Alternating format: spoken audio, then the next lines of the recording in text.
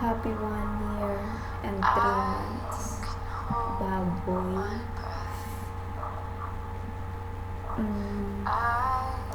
Mahal na mahal kita. Kahit na this past few months, halos laging nagkaaway tayo. Ang dami natin pagdaanan.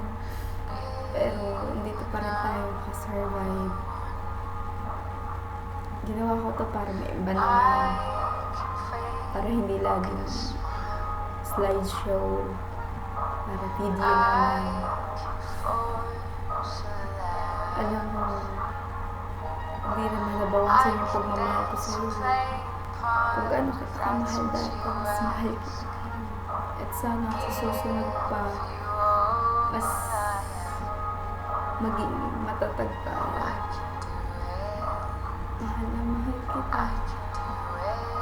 Sana yung mga darating pa sa atin, makayanan natin na mahal na mahal na mahal na mahal kita. Love you.